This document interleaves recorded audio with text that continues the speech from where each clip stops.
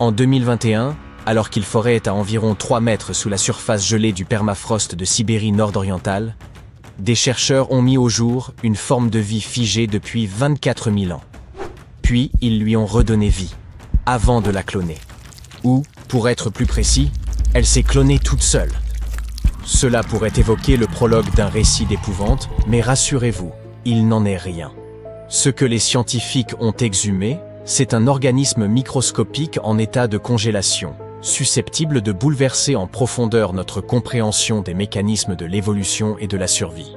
Les minuscules êtres ainsi exhumés sont des rotifères bédéloïdes, de petits animaux microscopiques pourvus de bouches en forme de roue, dont ils se servent aussi bien pour se mouvoir que pour se nourrir.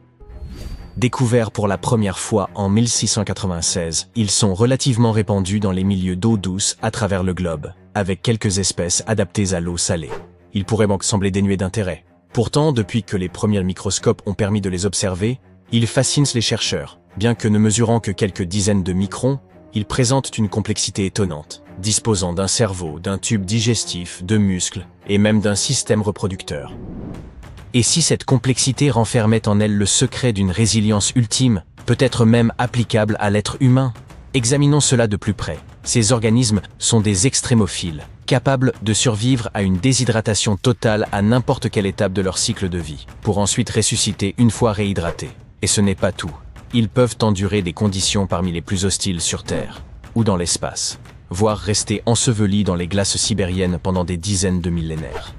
Ce phénomène s'explique par leur capacité à entrer en cryptobiose, un état dans lequel les organismes suspendent leur métabolisme et deviennent presque inactifs. Si cela peut sembler relever du jargon scientifique, sachez que ce principe sous-tend aussi la conservation de nombreux produits que nous consommons au quotidien. Prenons l'exemple de la levure. Les cellules vivantes de levure sont enveloppées d'une couche protectrice faite de cellules mortes et de quelques nutriments. Elle peut se conserver à température ambiante, mais c'est l'exposition au froid, réfrigérateur ou congélateur, qui active une forme de cryptobiose, prolongeant considérablement sa durée de vie. Durant la cryptobiose, les rotifères accumulent divers composés protecteurs, dont les protéines chaperon, qui jouent un rôle essentiel dans leur capacité à se régénérer une fois les conditions redevenues favorables. Celles-ci agissent comme de petits gardes du corps. Leur fonction est d'empêcher les autres protéines de se détériorer sous l'effet du stress. Lorsque l'organisme subit un stress, qu'il soit dû à une exposition au froid, à la chaleur, à des toxines, à la déshydratation ou même au vieillissement, les protéines contenues dans nos cellules peuvent perdre leur structure. Or, une protéine ne peut remplir sa fonction que si elle adopte une forme bien précise. Dès que ce pliage se défait, la protéine devient non seulement inefficace, mais elle peut aussi se révéler néfaste. Ces protéines mal repliées peuvent s'accumuler dans les cellules et perturber leur fonctionnement. Dans certains cas, elles s'agglutinent et finissent même par l'empoisonner. Ce type de détérioration est d'ailleurs associé à certaines maladies graves, comme celle d'Alzheimer ou de Parkinson. Mais si les rotifères peuvent produire des protéines aptes à préserver l'intégrité cellulaire dans des conditions extrêmes, ne pourrait-on pas en tirer parti pour protéger les cellules humaines des maladies et du vieillissement? En analysant les couches de glace où ces rotifères ont été extraits, on a pu déterminer qu'ils étaient congelés depuis au moins 24 000 ans. Cette découverte marque une avancée spectaculaire, les recherches antérieures ne leur attribuant qu'une capacité de survie d'une dizaine d'années dans un état gelé. Voilà un record remarquable. Cette période correspond à ce que l'on appelle l'époque du Pléistocène tardif, une période dominée par l'ère glaciaire. Cela signifie que ces invertébrés étaient déjà en dormance lorsque Mani et Sid, les héros fictifs de l'âge de glace, arpentèrent les étendues gelées en compagnie des fameux tigres à dents de sabre et autres paresseux géants. Petite anecdote, contrairement à leur représentation dans des films tels que L'âge de glace, les mammouths laineux n'étaient pas aussi gigantesques qu'on l'imagine. Leur taille et leur poids étaient en réalité comparables à ceux d'un éléphant d'Afrique contemporain. Il est fascinant et cruel de constater que ces créatures colossales issues de l'ère glaciaire ont disparu, tandis qu'un minuscule organisme, étrange et discret comme le bédéloïde, a traversé les millénaires sans faillir. Pour en revenir à notre créature, après son dégel, l'organisme n'a pas seulement repris ses mouvements, il a aussi entamé un processus de reproduction. Cela est rendu possible par la parthénogenèse, une forme particulière de reproduction, dans laquelle les embryons se développent à partir d'œufs non fécondés. permettant à l'organisme de se reproduire de façon autonome. Ce procédé s'apparente à une forme de clonage naturel. De nombreux êtres vivants, certains insectes, reptiles, voire quelques espèces d'oiseaux, y ont recours, du moins dans des conditions précises. Chez les abeilles, par exemple, les mâles naissent d'œufs non fécondés par ce biais, ce qui les rend génétiquement identiques à leur mère. Néanmoins, la parthénogenèse est souvent perçue comme un handicap sur le plan évolutif, car elle engendre une diversité génétique limitée, conduisant généralement les espèces qu'on est concernées à disparaître. Pourtant, les rotifères bédéloïdes ont évolué en plus de 450 espèces distinctes sur des millions d'années, un fait d'une rareté exceptionnelle. Leur persistance serait liée à plusieurs adaptations remarquables. La capacité de suspendre leur métabolisme grâce à la cryptobiose, de réparer leur ADN par des protéines spécialisées, et même d'acquérir des gènes utiles issus d'autres organismes par un processus appelé transfert horizontal de gènes. Contrairement à la majorité des animaux qui dépendent exclusivement de l'ADN hérité, ces créatures ont la faculté de s'approprier le matériel génétique de bactéries, de champignons, voire de plantes. Elles l'intègrent ensuite à leur génome, afin d'adopter de nouveaux attributs de survie. Des études ont révélé que jusqu'à 10% de leur génome actif serait d'origine extérieure. Ceci pourrait expliquer leur résistance. Elles incorporent des gènes favorisant la tolérance au stress, la dégradation des toxines ou la réparation des dommages dus aux radiations, modifiant ainsi leur ADN en temps réel. Il ne s'agit pas d'un processus comparable à celui du flagelleur mental de Stranger Things, où une créature en assimile d'autres pour croître et se renforcer. Il faudrait plutôt y voir le stratagème d'un espion subtil, dérobant les plans secrets d'un laboratoire concurrent. Lorsqu'une cellule éclate, comme dans le cas de bactéries mourant à proximité, les bédéloïdes capturent pour les fragments d'ADN dispersés et les incorporent à leur génome. Il est d'ailleurs étonnant de constater que leur espérance de vie en temps normal n'excède guère 2 semaines. L'échantillon de sol qui renfermait ces rotifères contenait également des nématodes ou vers ronds, une autre catégorie de micro-organismes reconnus pour leur aptitude à survivre des dizaines de milliers d'années dans la glace. Et cela ne se limite pas aux seuls animaux microscopiques. Les chercheurs sont parvenus à faire repousser de la mousse antarctique, ainsi que des plants entiers de silène à partir de graines ou d'échantillons restés congelés pendant plusieurs siècles, voire millénaires. En 2016, une équipe japonaise est même parvenue à ranimer des tardigrades, ces oursons d'eau, après 3 décennies passées en cryptobiose. Les tardigrades impressionnent d'autant plus qu'ils peuvent demeurer en vie, plongés dans un état de suspension pendant près de 30 ans, sans nourriture ni eau, tout en résistant à des écarts de température allant d'un froid extrême à 150 degrés. Ils supportent également des pressions abyssales, le vide spatial, la microgravité et les radiations intenses de l'espace. Vous vous souvenez que nous avons dit que ces espèces survivaient aux pires conditions terrestres, et même au-delà, ce n'était nullement exagéré, et vous comprenez désormais pourquoi. C'est bien cette robustesse qui a poussé la NASA et ses collaborateurs à envoyer des rotifères bédéloïdes et des tardigrades en orbite.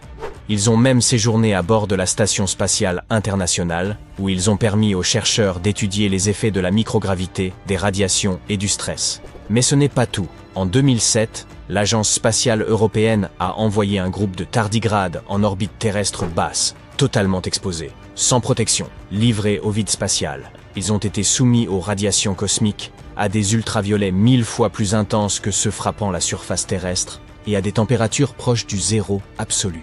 Et à leur retour, la majorité a repris vie, et s'est même reproduite en dépit des conditions extrêmes qu'ils avaient subies.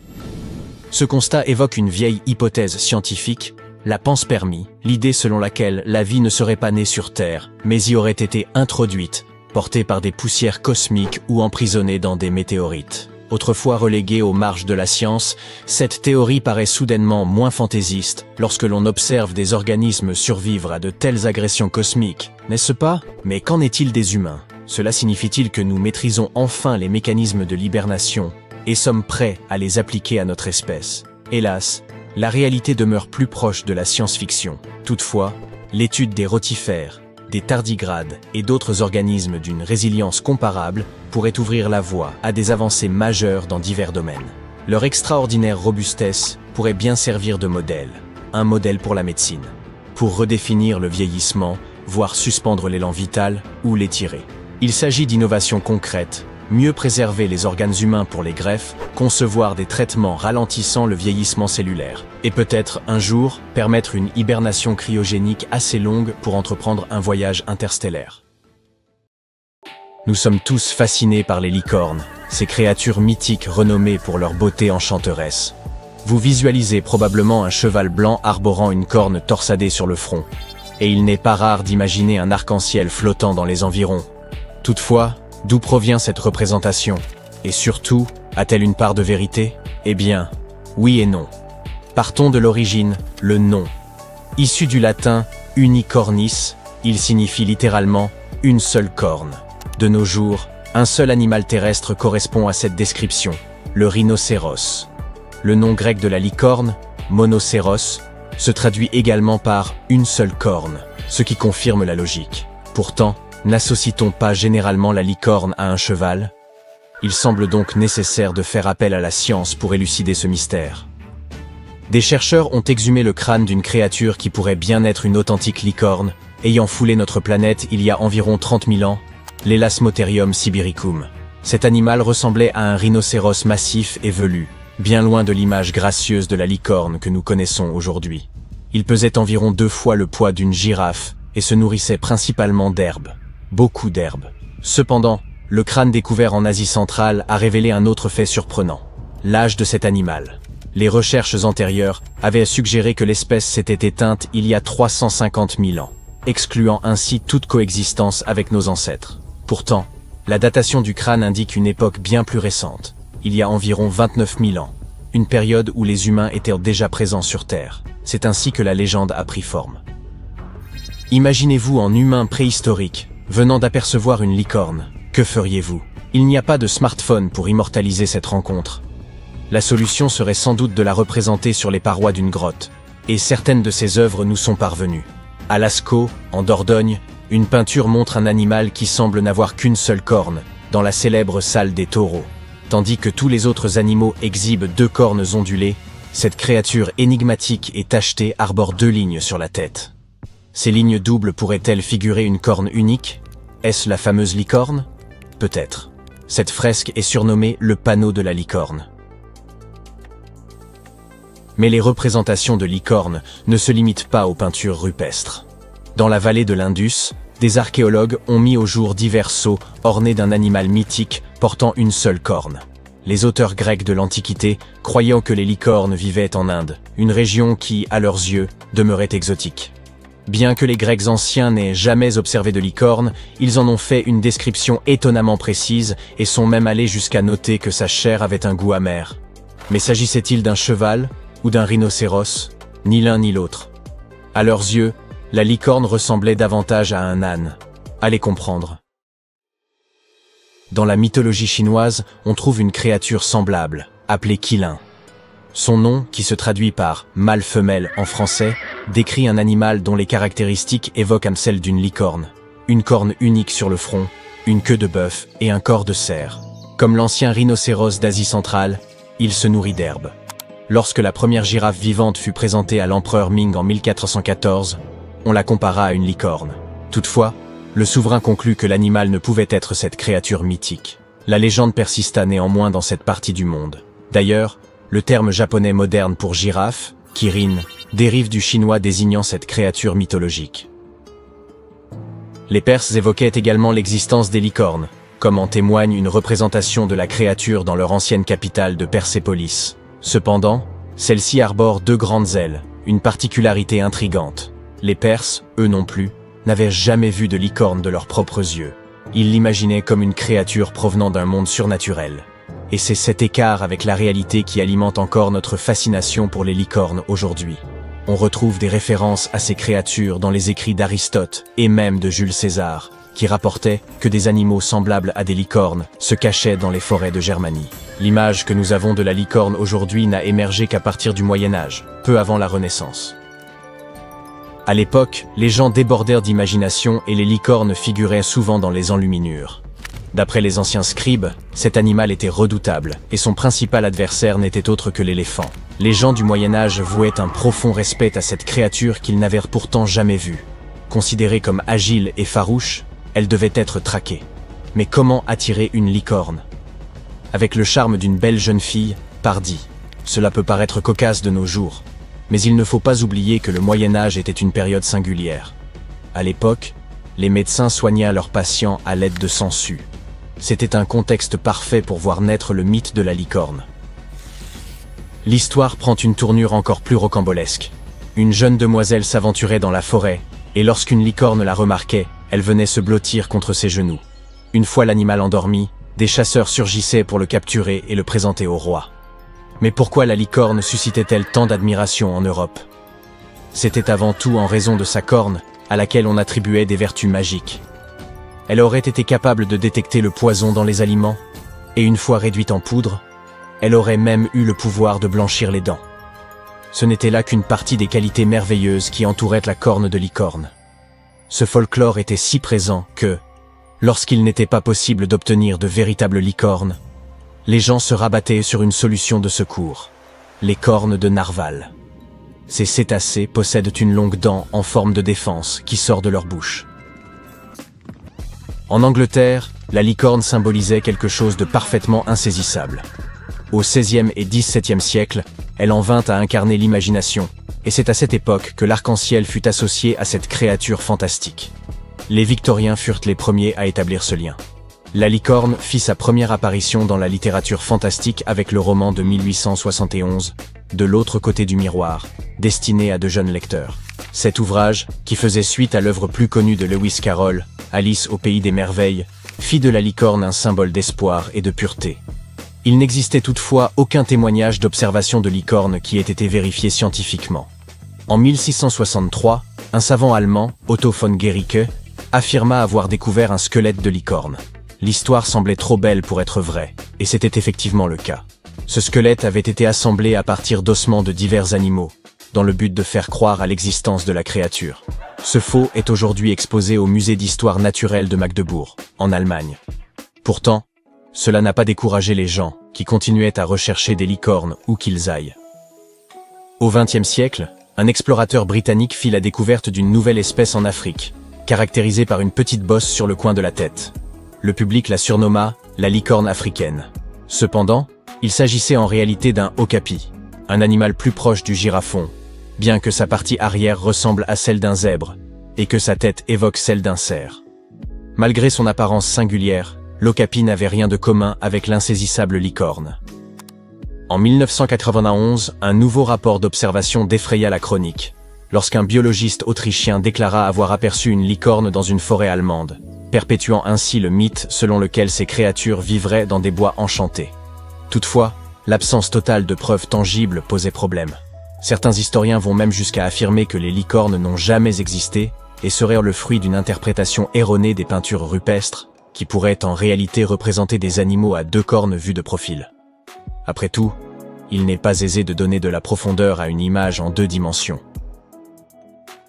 Mais en 2013, le mot licorne fit son retour, non pas pour désigner l'animal, mais pour illustrer un concept économique.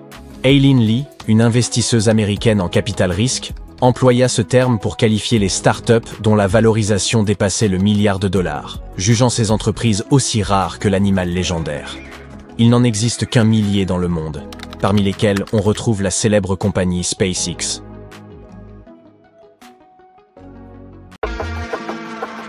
Dans un parc canadien gelé, caché sous d'épaisses couches de glace, des scientifiques ont découvert un squelette bizarre qu'ils ont baptisé le dragon gelé. Le squelette se trouvait dans la glace depuis des millions d'années. Il a fallu des décennies aux experts pour déterminer l'espèce de cet étrange fossile. Il a été identifié comme un nouveau genre de ptérosaures. Ces derniers étaient d'énormes reptiles volants dont l'envergure des ailes dépassait les 5 mètres. Leur tête faisait 3,5 fois la taille de leur corps. Les ptérosaures vivaient il y a 76 millions d'années. Ils planaient alors au-dessus des dinosaures. Les scientifiques les ont décrits comme les animaux les plus grands, les plus méchants et les plus bizarres qui aient jamais volé. Le nouveau genre a été nommé Cryodracon boreas, ce qui se traduit par dragon gelé des vents du Nord. En 2013, un jeune alpiniste escaladait l'une des plus hautes montagnes d'Europe occidentale, le Mont Blanc. Il a remarqué une étrange boîte métallique qui dépassait de la neige. l'alpiniste a forcé la boîte et a découvert qu'elle était remplie de rubis, d'émeraudes et de saphirs précieux. L'alpiniste a immédiatement remis la boîte aux autorités. On a découvert que la boîte appartenait probablement à un passager de l'un des 2 vols en provenance d'Inde qui se sont écrasés sur la montagne il y a plus de 50 ans. La boîte a été évaluée à plus de 200 000 $ et les autorités sont toujours à la recherche de l'héritier de la petite boîte de trésor. En 2007, dans le nord-ouest de la Sibérie, un éleveur de rennes faisait une sortie avec ses fils lorsqu'il a remarqué quelque chose d'étrange dans la glace. L'homme a réalisé qu'il s'agissait d'un jeune mammouth congelé et a immédiatement contacté le musée local. Ce petit, baptisé Liuba, était la momie de mammouth la mieux conservée au monde au moment de sa découverte. Liuba était dans la glace depuis 41 800 ans et est âgé d'environ 30-35 jours. Du tronc à la queue, ce bébé mammouth mesure à peu près la même taille qu'un gros veau. Si tu souhaites le voir, Liuba voyage dans les musées du monde entier. Sur le continent gelé de l'Antarctique, recouvert de couches de glace et de neige, se trouve le mont Erebus, un volcan gelé. Celui-ci a été découvert au milieu d'une éruption en 1841 par des explorateurs en expédition dans l'Arctique. Il mesure plus de 3657 mètres de haut et est actif depuis 1,3 million d'années. Au centre du volcan se trouve un énorme cratère rempli de grands volumes de lave en fusion. Le volcan subit des explosions occasionnelles, ce qui signifie qu'il est classé dans la catégorie des éruptions continues. Cependant, il n'y a pas lieu de s'inquiéter de ces éruptions car elles sont généralement de faible ampleur. En 1991, 2 randonneurs traversaient les Alpes italiennes lorsqu'ils sont tombés sur un corps qu'ils ont supposé appartenir à un randonneur qui s'était perdu récemment. Le duo a redescendu la montagne pour rapporter leur malheureuse découverte. Une fois les restes récupérés, il est devenu évident que le corps n'était pas du tout récent. Les scientifiques ont déterminé que l'homme des glaces avait plus de 5000 ans et l'ont nommé Otzi. La découverte ne ressemblait à rien de ce que les scientifiques avaient vu auparavant, car le corps était très bien conservé. Pendant des années, Otzi a été étudié par des scientifiques qui ont découvert que nos ancêtres avaient beaucoup plus en commun avec nous que nous ne le pensions auparavant. Otzi était couvert d'art corporel à base d'encre. Les recherches effectuées sur le contenu de son estomac ont révélé que son dernier repas était de la viande séchée, semblable au bacon que nous mangeons aujourd'hui. Otzi a au moins 19 parents vivant aujourd'hui quelque part en Europe centrale. Des scientifiques étudiaient d'anciens terriers d'écureuils en Sibérie lorsqu'ils sont tombés sur quelque chose d'intéressant. L'un des écureuils avait caché de précieuses graines dans les profondeurs du sol. Les graines étaient enfermées dans la glace depuis 32 000 ans. Les graines étaient issues de la fleur Silene stenophila, qui avait disparu depuis longtemps. De manière incroyable, les scientifiques ont pu récupérer des tissus végétaux à l'intérieur des graines et faire pousser une culture entière de celles-ci. Ils ont depuis réintroduit cette fleur disparue dans des habitats naturels du monde entier. En 1930, une équipe de scientifiques norvégiens a navigué autour de l'océan Arctique pour mener des recherches sur les mers et les glaciers. Ils ont atteint White Island, une terre dangereuse et glacée sur laquelle aucun humain n'avait mis les pieds auparavant. C'est du moins ce qu'ils pensaient, car les scientifiques ont été choqués de découvrir le bout d'un petit bateau qui dépassait de la neige. Gelés à l'intérieur du bateau, ils ont trouvé du matériel scientifique et divers objets personnels, dont une veste portant le monogramme S.A. André. Ils avaient découvert l'épave de la célèbre expédition arctique d'André en ballon. En 1897, les explorateurs suédois, sous la direction d'André, ont tenté de se rendre au pôle Nord à l'aide d'un ballon à hydrogène. Personne n'a plus jamais entendu parler d'eux. Les gens ont découvert ce qui leur était arrivé seulement lorsque l'épave a été découverte 33 ans plus tard. Il s'avère que le ballon s'était écrasé sur White Island 2 jours seulement après leur départ de Suède. Les explorateurs ont longé l'île sur un petit bateau de fortune mais n'ont pas pu aller plus loin. Le mammouth laineux le mieux conservé qui ait jamais été trouvé a été découvert dans une zone de permafrost en Sibérie en 2010. Les scientifiques ont baptisé ce mammouth congelé Yuka, du nom du petit village situé à proximité de l'endroit où il a été découvert. Yuka a été congelé pendant 39 000 ans et on pense qu'il était âgé de 6 à 8 ans. Comme il a été si bien conservé, Yuka a été étudié pendant des années et a fourni de nouvelles informations sur les mammouths. En 2019, des scientifiques ont déclaré qu'ils étaient capables d'activer des cellules prélevées dans les tissus du Yuka. Peut-être qu'un jour nous aurons des mammouths laineux qui parcourront la Terre. En regardant des photos et des vidéos de l'Antarctique, on a l'impression que le continent est glacé, couvert de neige et à plat, à l'exception de quelques petites collines. Les scientifiques le croyaient ça aussi. En étudiant les montagnes Gamburtseff au début des années 2000, ils ont été choqués de découvrir que les petites collines rocheuses étaient en fait le sommet d'une gigantesque formation montagneuse sous 1 km de neige.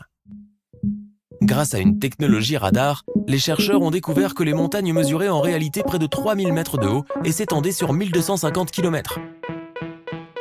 C'est à peu près la même taille que les Alpes européennes, mais cachées sous des tonnes de glace et de neige.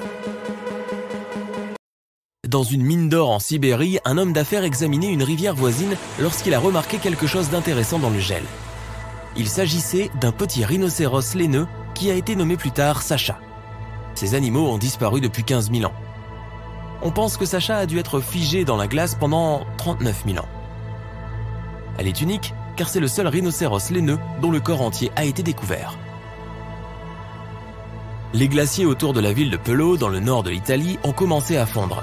Des artefacts datant de plusieurs décennies, voire de plusieurs siècles, ont été découverts en train de sortir de la glace. Des effets personnels de soldats ont été trouvés, comme des journaux intimes, des photographies et même des lettres d'amour. Les historiens ont même découvert une cabane entière préservée sous la glace. Celle-ci était remplie de casques en métal dur et de vêtements. En 1845, Sir John Franklin s'est embarqué dans une expédition malheureuse vers le pôle Nord. L'équipage se déplaçait sur 2 navires, le HMS Erebus et le HMS Terror, baptisés de manière ironique.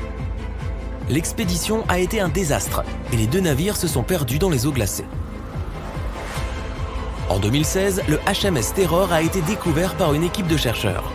Bien qu'il ait été perdu pendant 170 ans, les eaux glaciales avaient maintenu le navire dans un état impeccable. Les scientifiques ont décrit le navire comme étant gelé dans le temps. Les assiettes et les verres étaient encore sur les étagères, les lits et les bureaux étaient encore en ordre et même les bagages des passagers semblaient être en bon état. Le HMS Erebus a également été découvert à proximité, mais en raison des conditions changeantes de l'eau, le navire, lui, n'était pas en très bon état. La glace qui entoure un passage de montagne en Norvège, traditionnellement utilisé par les Vikings, a révélé des centaines d'artefacts anciens. L'un de ces artefacts était une boîte en bois géante fermée et soudée.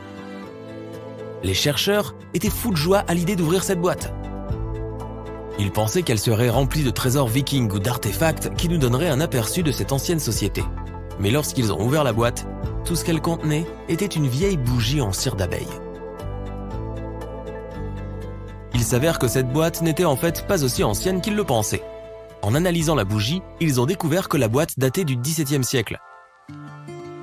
L'ère des Vikings s'est terminée au XIe siècle. Il est probable que la boîte avec la bougie appartenait à un fermier qui l'expédiait de sa ferme d'été à sa ferme d'hiver pour éclairer les longues nuits. Nous sommes en Sibérie. Il fait si froid ici que les rafales de vent glacial te brûlent le visage. Toute cette neige blanche semble t'aveugler. Cet endroit ressemble à l'Antarctique à cause du permafrost. Récemment, un groupe de scientifiques a fait des recherches sur l'une des rivières locales. À l'aide d'une foreuse, ils ont extrait plusieurs échantillons de sol gelé. Les chercheurs ont été choqués de trouver des créatures vivantes à l'intérieur de la glace.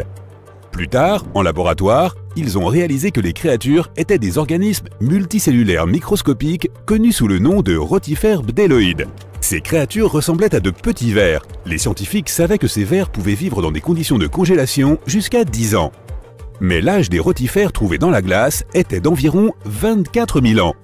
Et après la décongélation, ils ont commencé à se reproduire, comme s'ils avaient dormi pendant quelques heures et non des milliers d'années. Une analyse plus poussée a montré que ces organismes pouvaient rester congelés pendant des centaines de milliers d'années. Les rotifères pourraient avoir vécu à l'époque où les gens n'avaient pas encore inventé la roue. Et ce n'est pas leur seul super pouvoir. Les rotifères bdelloïdes font partie des animaux les plus résistants à la radioactivité sur Terre. Ils peuvent survivre dans des endroits où il n'y a ni oxygène ni eau. Ils peuvent aussi rester en vie dans des zones à forte acidité et peuvent vivre sans nourriture ni eau pendant longtemps. Ce ne sont d'ailleurs pas les seules créatures connues pour vivre pendant des milliers d'années. Des types particuliers de mousse et certains micro-organismes sont aussi presque immortels. Les nématodes, également appelés vers ronds, font partie des variétés de vers les plus adaptables au monde. Imagine la tour Eiffel qui se dresse haute et fière. Et maintenant, faisons-la 10 fois plus haute et plaçons-la sous terre. C'est exactement à cette profondeur, à plusieurs milliers de mètres sous la surface, que les scientifiques ont découvert ces créatures. Il n'y a pas de lumière solaire et presque pas d'air à cet endroit. Et comme on est beaucoup plus proche du noyau de la Terre que de sa surface, la température y est plus élevée qu'au milieu du désert le plus chaud. Les millions de tonnes de terre qui se trouvent au-dessus créent une pression folle. Mais tout cela n'a pas empêché la vie de s'y développer. Lorsque les vers ronds manquent d'air ou de nourriture, ou lorsque la température devient trop élevée, ils rentrent dans un état unique de stase ou d'hibernation profonde. Dans ce mode, le métabolisme des vers ralentit et presque tous les processus de leur corps s'arrêtent. Les créatures peuvent dormir pendant très longtemps et ne se réveillent que lorsque l'environnement devient plus vivable. D'ailleurs, on n'a pas besoin d'aller si profondément sous terre pour trouver ces créatures. On trouve des nématodes partout dans le monde. Ils peuvent vivre dans des sources chaudes, des déserts, en haute montagne, parmi les glaces dures de l'Antarctique ou à l'intérieur des animaux et des humains. Nos prochaines créatures invulnérables sont les tardigrades, également connus sous le nom d'oursons d'eau. Ce sont des invertébrés microscopiques à 8 pattes, étroitement liés aux arthropodes. Il est impossible de les voir à l'œil nu. Mais un microscope conventionnel te permettra de voir les tardigrades en détail. Ils ressemblent effectivement à de minuscules oursons. On les appelle oursons d'eau car ils ont besoin d'une fine couche d'eau autour de leur corps en permanence. Elle est nécessaire pour éviter la déshydratation. Les tardigrades ont été trouvés dans toutes sortes d'environnements, des profondeurs de l'océan aux dunes de sable. Ils sont incroyablement robustes grâce à la structure unique de leur organisme. Certes, ils ont l'air mous, mais leur corps est recouvert d'une cuticule résistante. Ce revêtement ressemble aux exosquelettes des sauterelles, des mantes et de nombreux autres insectes. Les oursons d'eau se débarrassent de leur ancienne couche de cuticule lorsqu'ils ont besoin de grandir. Chacune de leurs 8 pattes possède 4 à 6 griffes, ce qui les aide à s'agripper à n'importe quelle surface. Les oursons peuvent survivre à une température presque 3 fois plus froide que celle de la glace de l'Antarctique. La chaleur ne leur fait pas peur non plus. Il a été prouvé qu'ils pouvaient survivre à une température d'ébullition de l'eau. De plus, les oursons d'eau n'ont pas peur des radiations ni des hautes pressions. Dans les profondeurs de l'océan, la pression peut détruire les alliages des métaux les plus solides. Mais ces créatures peuvent résister à des pressions 6 fois supérieures. Et le plus impressionnant, c'est qu'ils peuvent vivre dans le vide de l'espace. Notre planète possède un champ magnétique. C'est un bouclier qui nous protège des radiations solaires. Les tardigrades n'ont pas besoin de cette protection. Ils peuvent aller en orbite proche de la Terre et revenir indemnes. Tout cela grâce à une protéine qui protège leur ADN des rayonnements ionisants. Comme d'autres organismes immortels, les oursons d'eau peuvent tomber dans un état de cryptobiose. Les tardigrades rentrent leur tête et leurs jambes à l'intérieur de leur corps et s'endorment. Si les conditions environnantes menacent de geler, de se dessécher ou de subir un manque d'oxygène, ils resteront dans cette forme de tonneau jusqu'à ce que la situation s'améliore. Ce sont là des organismes et des microbes microscopiques que l'on ne peut voir qu'au microscope. Mais que penses-tu de quelque chose de plus grand? Voici les Opheridae. Ils vivent dans le sud-ouest des États-Unis et au Mexique. Ces coléoptères ne peuvent pas survivre à des températures élevées, vivre sans oxygène ou dans des conditions de rayonnement accrues. Mais leurs carapaces sont si résistantes qu'elles ne peuvent être entamées qu'avec une perceuse ou un marteau. Leurs exosquelettes durables sont faits d'une substance spéciale, la chitine. On la trouve aussi dans la carapace des crabes et des crevettes. Et encore, la chitine des Opheridae est si durable qu'elle leur permet de résister à l'impact d'une voiture roulant à grande vitesse. En cas de danger, ils peuvent cacher leurs moustaches et leurs solides pattes dans des renfoncements spéciaux de la coquille. Les autres animaux ne peuvent pas mordre à travers la carapace, si bien qu'ils recrachent le coléoptère et partent chercher leur déjeuner ailleurs. Dès que le danger disparaît, la bestiole étire à nouveau ses pattes et vaque à ses occupations. La carapace sauve aussi les coléoptères de la déshydratation, ce qui est très utile dans les régions arides du Mexique et du sud-ouest des États-Unis. À l'intérieur de leur exosquelette, ils peuvent stocker de l'humidité. En d'autres termes, ces insectes peuvent absorber de l'eau dès qu'ils en trouvent et transporter ce liquide à l'intérieur d'eux-mêmes. Nos prochaines créatures sont incroyablement fragiles, mais elles savent comment survivre dans des endroits où presque aucun autre animal ne peut vivre. Rendons-nous dans le sud-est de la Roumanie, près de la mer Noire. Ici, sur une large plaine désolée, tu pourras remarquer la présence d'une fosse. C'est une mine qui s'enfonce profondément dans le sol. L'air à la surface de notre planète contient généralement environ 20% d'oxygène. Mais dans la mine, il n'y en a que 10%. À l'intérieur de la grotte, l'air a également une teneur accrue en sulfure d'hydrogène et en dioxyde de carbone. Les humains ne peuvent pas y respirer sans une bouteille d'oxygène. On peut raisonnablement dire que l'eau et l'air y sont empoisonnés. Presque aucun animal ne pourrait survivre ici. Pourtant, 48 espèces d'organismes vivants ont été trouvées dans cette grotte.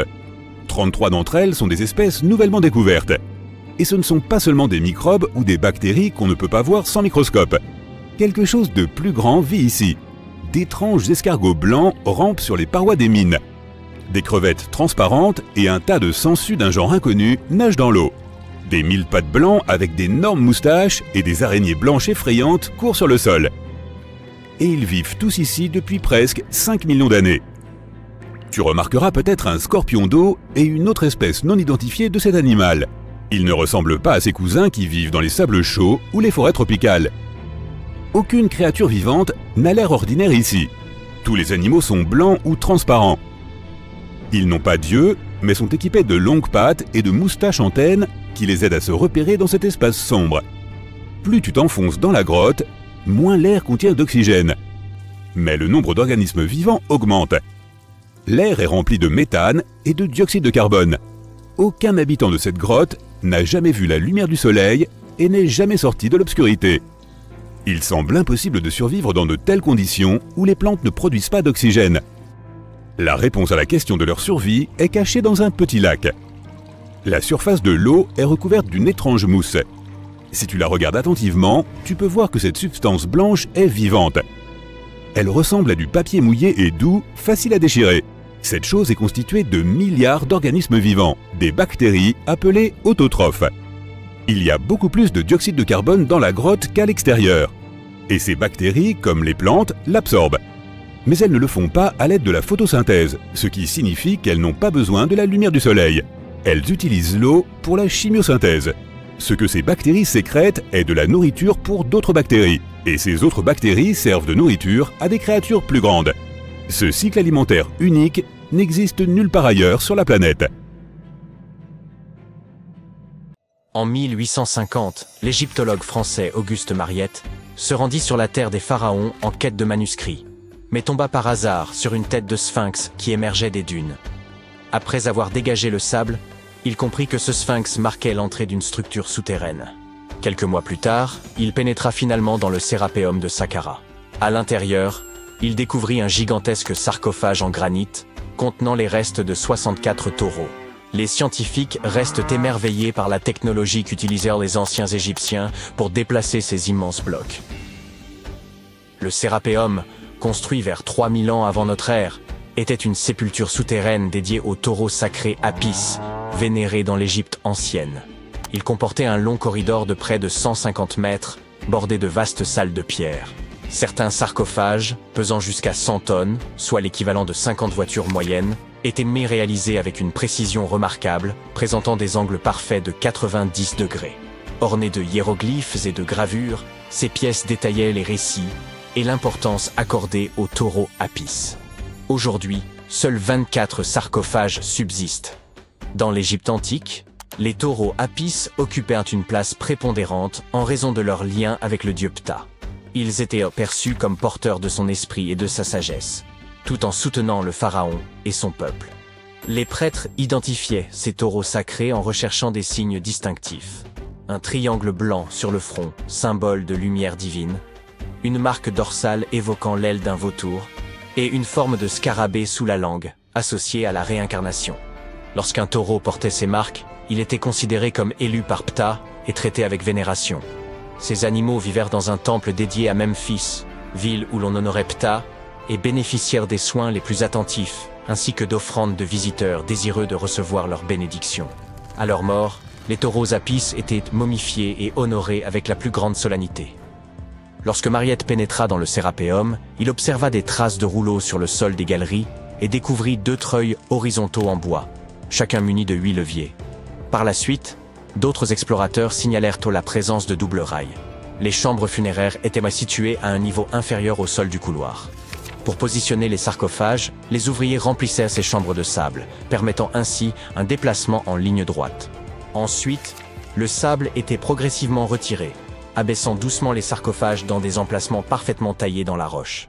Une inscription en pierre trouvée dans le Sérapéum mentionnait qu'à l'époque de Ptolémée II, en 247 avant notre ère, il fallait 28 jours pour placer un seul sarcophage avec son couvercle. L'incroyable précision des sarcophages, notamment leurs angles de 90 degrés, s'explique également par les avancées géométriques des anciens Égyptiens. Dès 1850 avant notre ère, ils rédigèrent des traités de géométrie, démontrant qu'ils connaissaient une valeur approximative de pi et savaient recalculer le volume d'une pyramide tronquée. Ces compétences avancées en mathématiques expliquent leur capacité, 5 siècles plus tard, à sculpter des surfaces parfaitement planes. Bien que tout cela puisse sembler logique, certains pointent des incohérences. La taille des sarcophages dépasse largement celle des taureaux, alors que les pharaons étaient inhumés dans de petits cercueils, à peine adaptés à leur corps. De plus, ces sarcophages, réalisés en granit avec une précision remarquable, auraient pu être fabriqués en calcaire, un matériau bien plus facile à travailler. Le transport de ces immenses sarcophages semble réalisable en théorie, mais reste complexe. Si une personne pouvait tirer environ 200 kilos, il aurait fallu au moins 250 personnes pour déplacer un seul sarcophage. Or, les tunnels du Sérapéum sont extrêmement étroits, excédant d'à peine 60 cm la largeur des sarcophages eux-mêmes. Il aurait été impossible que des centaines de personnes se serrent dans ces espaces confinés pour tirer les sarcophages. Et quand bien même, comment auraient-elles pu faire pivoter les blocs dans ces étroits couloirs, les abaisser dans leurs niches et les positionner parfaitement au centre? Pourtant, cela a été réalisé pas moins de 24 fois, chaque sarcophage étant impeccablement centré. De surcroît, les chambres étaient recouvertes de poussière, sans aucune trace de suie provenant des lampes, ce qui impliquerait de travailler dans une obscurité quasi totale. La fonction véritable de ces sarcophages pourrait toutefois avoir été différente. Bien avant l'ère des pharaons, les populations locales connaissaient déjà le processus de fermentation. Ce phénomène survient lorsque des micro-organismes, comme les levures, consomment des substances comme l'amidon, produisant ainsi du gaz carbonique et de l'éthanol. Il est donc possible qu'en Égypte ancienne, des aliments tels que l'orge, le pain ou même la viande aient été placés dans ces immenses coffres de pierre, puis scellés hermétiquement à l'aide de lourds couvercles. Ces sarcophages en granit, d'une précision remarquable, étaient pratiquement hermétiques, empêchant toute fuite. Lorsque la levure commençait à agir, elle générait progressivement du gaz carbonique, augmentant la pression interne. Les sarcophages, dotés d'une robustesse exceptionnelle, pouvaient supporter des pressions bien supérieures à celles des pneus de voiture. Sous l'effet de cette compression, les cristaux du granit produisaient une très faible charge électrique.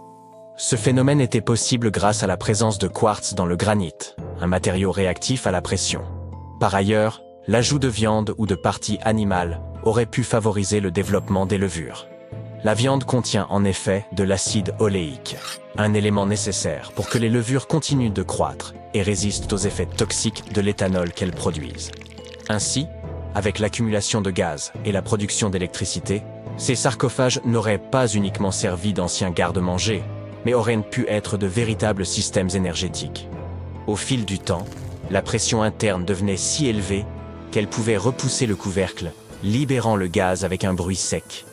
Toutefois, lorsque le Sérapéum fut redécouvert en 1850, d'anciennes peintures montrèrent que des pierres étaient empilées sur certains couvercles.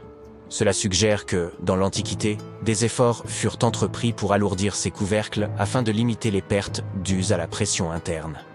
Ce poids additionnel permettait également aux cristaux de quartz du granit de continuer à générer davantage d'électricité sous l'effet de la pression. Si quelqu'un ouvrait l'un de ces sarcophages de pierre plusieurs millénaires plus tard, il ne découvrirait à l'intérieur que les ossements des taureaux déposés à l'origine.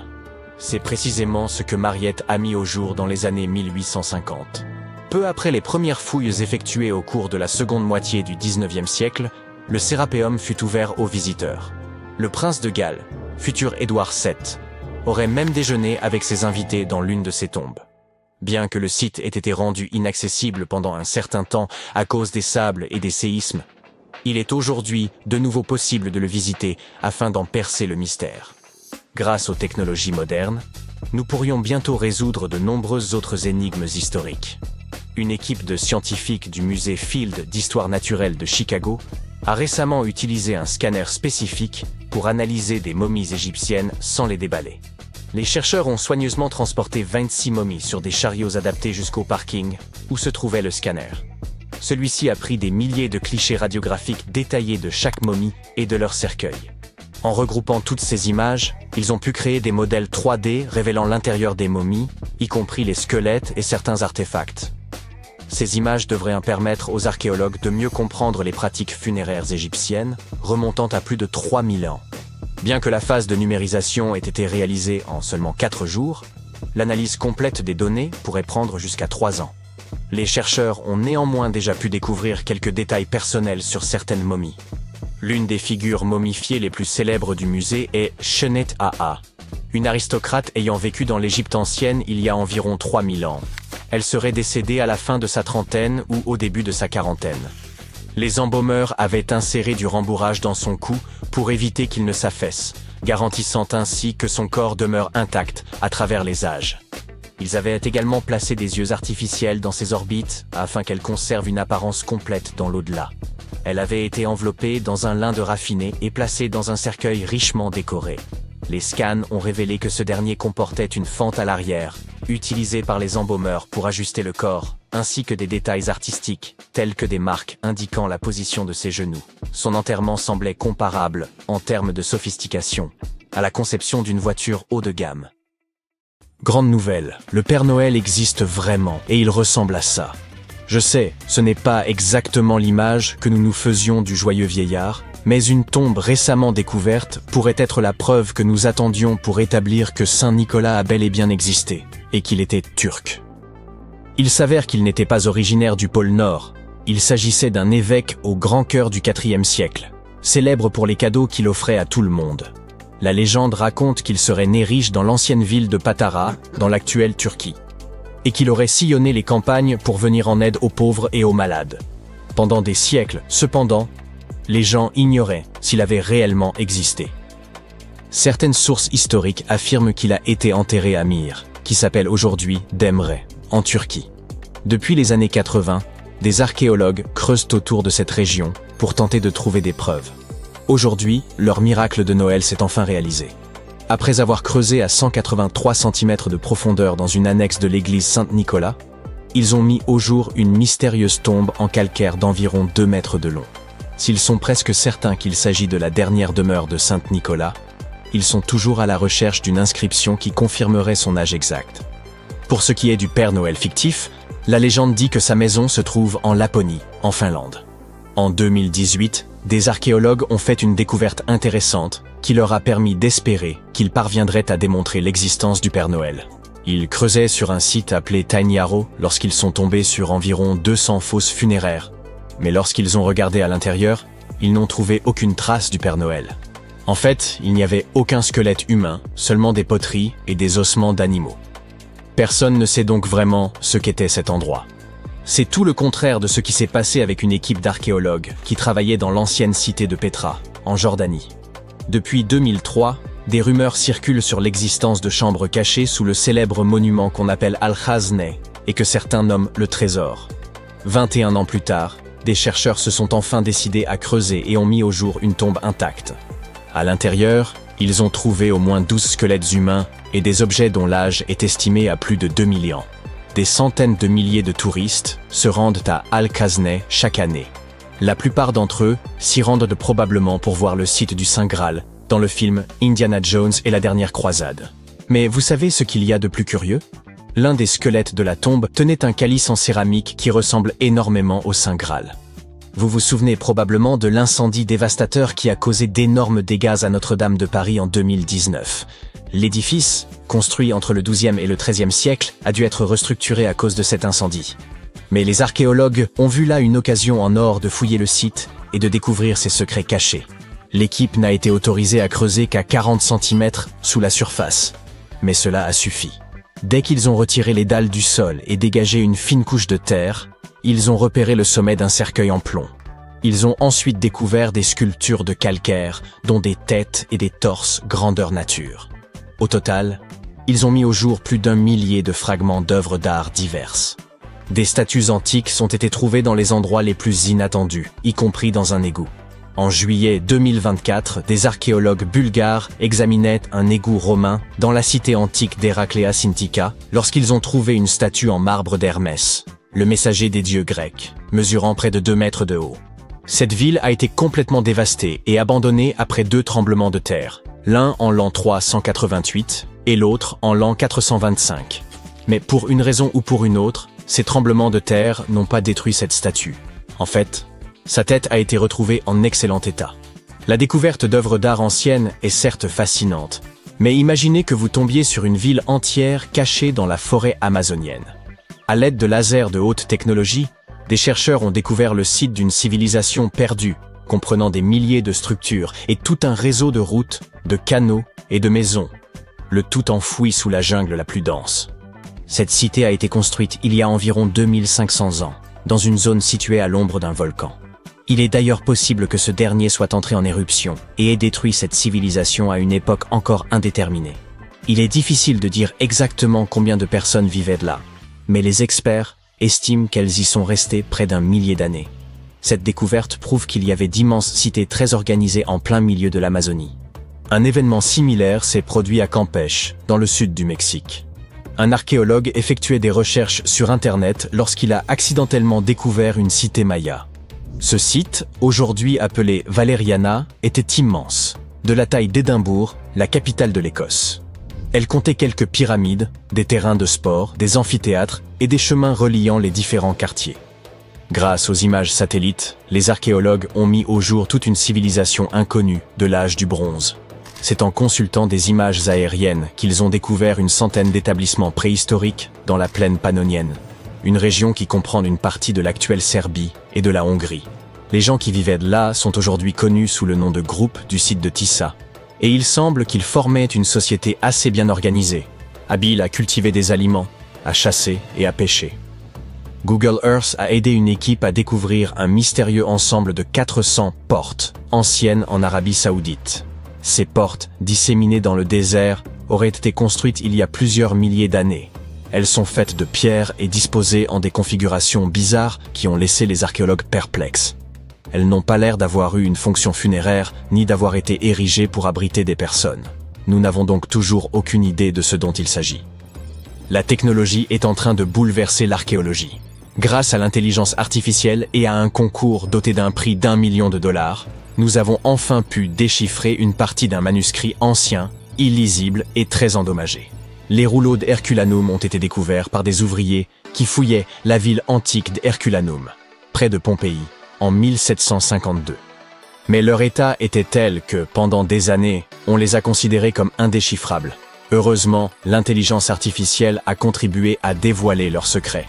Sur la base des études réalisées jusqu'à présent, les experts pensent donc que l'un de ces rouleaux a été écrit par un philosophe qui privilégiait les plaisirs, comme la musique et la gastronomie, par rapport à tout le reste. Stonehenge, en Angleterre, est sans aucun doute l'un des lieux les plus mystérieux de la planète. Certaines théories suggèrent même qu'il a été construit par des extraterrestres. Après plus d'1 siècle de recherche, les archéologues n'ont toujours pas compris comment il a été conçu. Vous voyez ce grand autel au milieu ? Il s'avère qu'il vient tout droit d'Écosse. C'est assez incroyable, étant donné que ce bloc de grès massif pèse plus de 6 tonnes et que les personnes qui ont construit Stonehenge il y a plus de 4000 ans ne disposaient ni de roues ni d'outils modernes. Les océans regorgent également d'objets étonnants. En 2013, une mystérieuse épave a été découverte à environ 6 mètres sous l'eau au large des côtes du Kenya. À l'époque, personne ne savait d'où elle venait. Mais aujourd'hui, les chercheurs sont presque sûrs qu'il pourrait s'agir d'un navire de la flotte de Vasco de Gama. Vous savez, le célèbre navigateur portugais, surtout connu pour avoir été le premier à naviguer de l'Europe à l'Inde en contournant le cap de Bonne-Espérance, en Afrique. Si cela se confirme, cette épave pourrait être l'une des plus anciennes épaves européennes retrouvées dans l'océan Indien. Les trésors anciens peuvent prendre de nombreuses formes, y compris celle d'une bouteille. Récemment, des archéologues norvégiens ont découvert un message vieux de 150 ans dans une bouteille lors de l'excavation d'un tumulus viking. Cette bouteille contenait une lettre écrite par Anders Lorange, un archéologue ayant travaillé sur le site dans les années 1800, ainsi que sa carte de visite et quelques pièces de monnaie enveloppées dans du papier. La lettre contient quelques informations sur les fouilles, mais il semble que Lorange se soit trompé sur certains points. par exemple sur le nombre exact de boucliers vikings découverts. À la fin de la lettre, il a ajouté une note personnelle en caractères runiques. « Emagad, ma petite amie ». Cette lettre nous a donc permis de mieux comprendre l'histoire avec un grand H, mais aussi d'en savoir plus sur la vie amoureuse de l'archéologue. Récemment, des scientifiques ont fait une découverte étonnante qui pourrait résoudre le mystère de Stonehenge. Ils ont trouvé un élément caché au plus profond de l'ADN des pierres de Sarsène, les énormes monolithes présents sur le site. Cette découverte pourrait révéler pourquoi nos ancêtres du néolithique ont conçu et construit cette structure. Depuis des années, les scientifiques se creusent la tête pour savoir d'où viennent les énormes pierres de Sarsène. Pendant longtemps, ils ont cru qu'elles provenaient d'une carrière située à 25 km du site, connue sous le nom de Marlborough Downs. Sur ce site, ils ont trouvé des minéraux similaires à ceux qui composent les pierres de Sarsène. Mais en réalité, les choses sont plus complexes qu'on ne le pensait. Notre compréhension de la construction de Stonehenge est en constante évolution. Les scientifiques doivent littéralement remonter le temps pour percer ces mystères. D'où viennent les pierres? Comment ont-elles été transportées? Pourquoi le site a-t-il été construit? Le site de Stonehenge, situé dans la plaine de Salisbury en Angleterre, est constitué de deux grands types de pierres. Il y a les pierres de Sarsène, très lourdes, et les pierres bleues, plus petites et plus légères. Les pierres de Sarsène pèsent chacune environ 25 tonnes. Cela équivaut à 3 éléphants d'Afrique. La pierre de Sarsène la plus lourde, appelée Heelstone, pèse à elle seule 30 tonnes. Ensemble, les pierres de Sarsène forment le cercle extérieur de la structure. À l'intérieur de ce cercle, vous trouverez les pierres bleues. Leur nom est peut-être un peu trompeur, car elles ne sont pas vraiment bleues. Elles ont une teinte bleutée lorsqu'elles viennent d'être cassées, d'où leur nom. Ces petites pierres proviennent probablement des collines de Presley, dans le sud-ouest du pays de Galles, à environ 240 km de Stonehenge. Elles sont un peu plus légères que les pierres de Sarsène, mais restent assez lourdes. La pierre de l'autel, classée parmi les pierres bleues, est la plus lourde d'entre elles, avec un poids d'environ 6 tonnes. Son emplacement d'origine n'est pas encore connu. Pour déterminer l'origine d'une pierre, les scientifiques doivent d'abord étudier sa composition. Pour cela, ils vérifient l'ADN de la roche. Ensuite, ils recoupent la structure de la pierre avec les minéraux présents dans le sol pour voir s'il y a concordance. La plupart des pierres de Sarsène que nous voyons dans le sud de l'Angleterre sont en fait constituées d'un type de grès connu sous le nom de silcrète. Il s'agit d'un sable durci par les eaux souterraines pendant des millions d'années. Ce processus est principalement produit au cours d'une période appelée le Paléogène, il y a quelques 65 à 23 millions d'années. Ces pierres de Sarsène ne se sont pas formées en une seule grande plaque, mais par parcelles, comme si la nature avait créé de petits jardins de pierres un peu partout.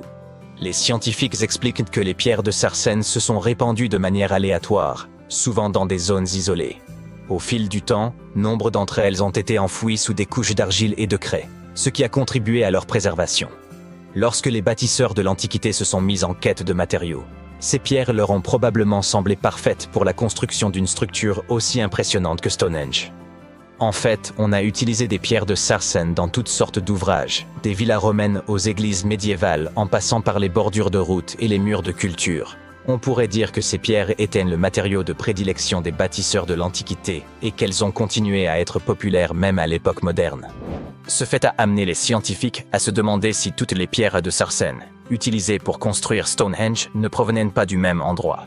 Ils ont identifié des sites dans tout le Royaume-Uni, dans des régions telles que l'Oxfordshire et le Kent. Après des centaines d'années d'études, les géologues disposent enfin du type de technologie appropriée pour déterminer l'origine des pierres. J'aimerais pouvoir vous dire qu'il s'agit d'un lieu tenu secret, très éloigné du site. Mais il s'est avéré que les pierres de Sarsène proviennent en réalité de Westwoods, une forêt située tout près de Stonehenge. Un nouveau facteur est entré en jeu lorsque des fouilles ont mis au jour des trous de pierre, indiquant qu'au moins 6 piliers de pierre bleue avaient été retirés dans les collines de Preseli, sur le site de Wauwman, au cours de la préhistoire. Il y avait là un cercle de pierre, et l'on pense que certaines des roches de Stonehenge ont été récupérées dans ce cercle plus ancien. Si cela est vrai, il se pourrait que Stonehenge fasse partie d'un ensemble beaucoup plus vaste de sites anciens. Si c'est bien le cas, Stonehenge ne serait que la cerise sur le gâteau d'un projet de plus grande envergure. Un peu comme la pièce maîtresse d'un paysage de monuments, de monticules, de cercles de pierre et d'autres choses très impressionnantes. C'est la raison pour laquelle les scientifiques veulent absolument savoir d'où viennent les pierres. Cela pourrait permettre de comprendre pourquoi et comment Stonehenge a été construit. Stonehenge n'est pas apparu du jour au lendemain. Il a été construit en plusieurs étapes sur des centaines d'années. Il ne s'agissait probablement pas de l'œuvre d'une seule personne, mais d'un grand projet communautaire qui a évolué au fil du temps. Chaque génération de bâtisseurs a apporté ses propres idées, créant une structure qui allait durer des siècles. La première étape remonte à environ 3100 ans avant notre ère. Un fossé circulaire a été creusé et quelques pierres bleues ont été installées, formant une sorte d'anneau de départ. Plus tard, ils ont ajouté les pierres de sarcène et ont même surmonté certaines d'entre elles de pierres horizontales afin de former ces fameuses arches que vous voyez aujourd'hui. Ce qu'on appelle les trilithes. Ces bâtisseurs de l'Antiquité avaient bien des défis à relever. Comment déplaçaient-ils les pierres? Une vieille théorie, connue sous le nom de route de glace, suggère que les pierres ont été déplacées sur des chemins naturels et glacés au cours de plusieurs hivers. Ils auraient ainsi simplement fait glisser les pierres jusqu'à Stonehenge. Mais nous parlons là d'une distance de plus de 160 km, c'est donc assez invraisemblable. Quoi qu'il en soit, cette théorie a été démentie, parce qu'il faisait plus chaud à l'époque qu'aujourd'hui. Il y a aussi la théorie de la rivière. Les pierres auraient été transportées par voie d'eau depuis leur lieu d'extraction jusqu'au site. Mais les pierres de sarcène sont beaucoup trop lourdes pour cela. Cette théorie a donc également été abandonnée. En clair, personne ne sait comment les pierres ont été déplacées. Les recherches menées à Stonehenge ont dévoilé un autre élément scientifique intéressant. Un récent examen au laser des pierres a révélé les différentes méthodes de travail utilisées et montré que certaines parties du monument étaient plus soigneusement ouvragées que d'autres. En particulier, le côté nord-est et les faces internes des trilithes centraux ont été minutieusement taillés. Pour information, un trilithe est une structure composée de 3 pierres. 2 énormes monolithes sont surmontés d'un troisième qui les relie entre eux. En grec, ce mot signifie simplement « qui a 3 pierres ». Quoi qu'il en soit, la grande question, et la raison pour laquelle Stonehenge est si célèbre, est de savoir pourquoi il a été construit en premier lieu. Les théories vont bon train, et certaines semblent tout droit sorties d'une série de science-fiction. Voici un bref aperçu des idées les plus populaires. Il y a bien sûr la théorie du calendrier solaire. Elle suppose que les pierres sont alignées sur les mouvements du soleil, en particulier lors des solstices d'été et d'hiver. Lors du solstice d'été, le soleil se lève à gauche de la Hillstone, la seule pierre à l'extérieur du cercle principal, éclairant ainsi l'ensemble du monument. Certains disent qu'il s'agit là d'une espèce de calendrier antique permettant de marquer les jours les plus longs et les plus courts de l'année. Certains archéologues pensent que Stonehenge pourrait avoir été un ancien site de guérison. Des morceaux de pierre bleue portent des traces de burin, probablement faites par des gens qui croyaient qu'elles pouvaient guérir des maladies. Selon une théorie, les gens venaient à Stonehenge de tous les coins du pays dans l'espoir d'y trouver un remède à leurs maux. Certains pensent que Stonehenge était un lieu très populaire, un endroit où les gens se rassemblaient. Certaines preuves suggèrent que des communautés très éloignées les unes des autres se retrouvaient à Stonehenge pour des célébrations, des festins et des cérémonies.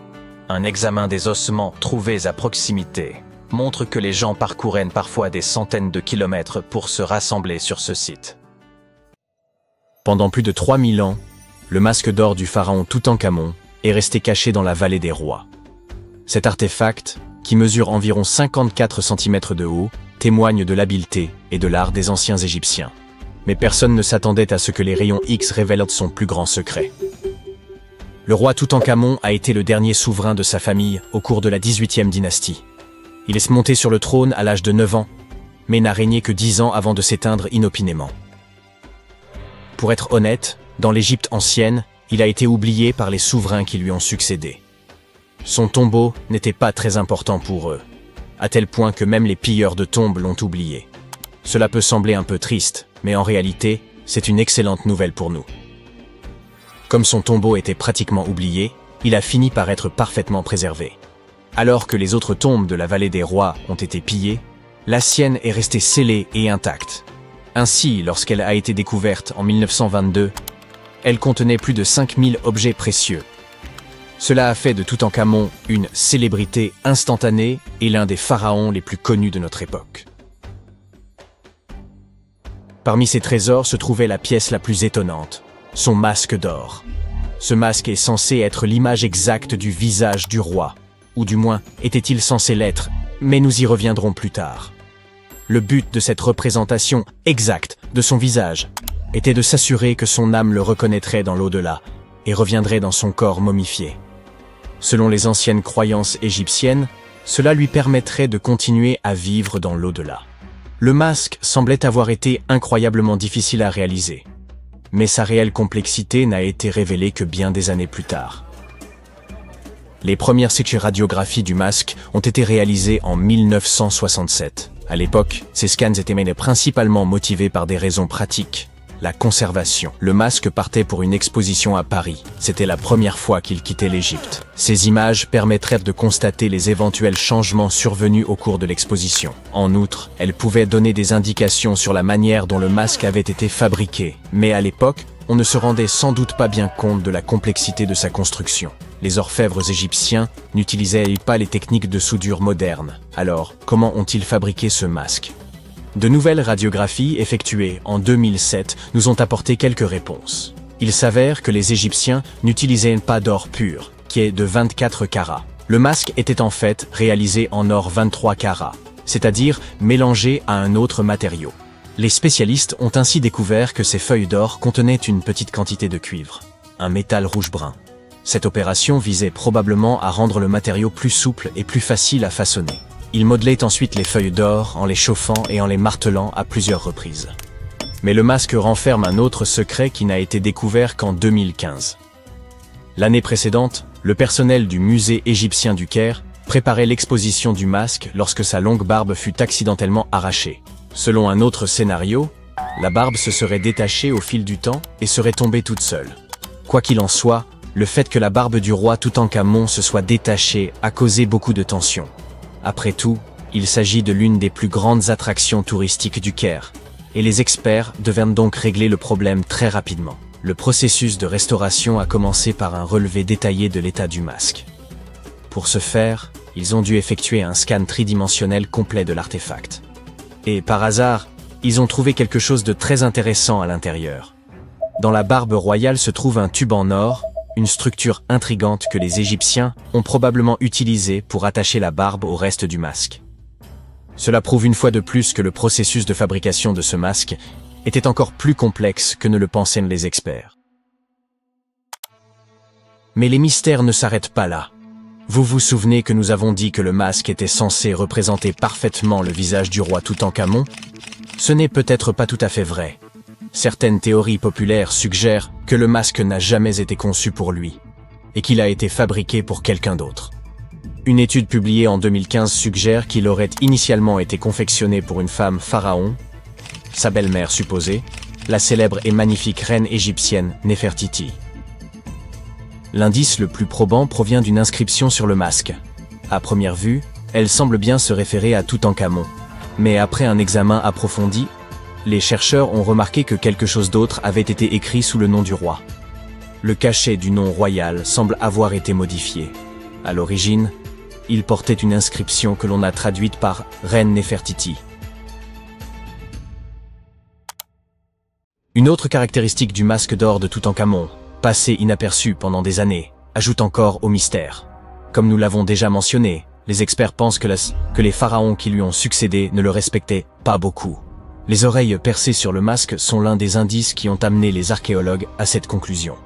Certains chercheurs pensent que le roi Toutankhamon n'aurait pas porté de boucle d'oreille après son enfance. Ainsi, selon leur théorie, lorsqu'il est décédé à l'âge de 18 ans, il n'aurait pas dû être représenté avec les oreilles percées. Cela pourrait également confirmer l'idée que le masque appartenait à l'origine à Néfertiti, ou peut-être à quelqu'un qui n'était même pas lié au roi Toutankhamon. Mais le masque n'est pas la seule source de mystère. En fait, sa tombe entière est truffée d'énigmes. Récemment, des historiens ont découvert un indice indiquant que l'endroit où le roi Toutankhamon était censé être enterré avait été changé à la dernière minute. Pendant des années, les experts se sont demandé pourquoi un pharaon qui a régné pendant 9 ans avait fini dans une tombe aussi simple.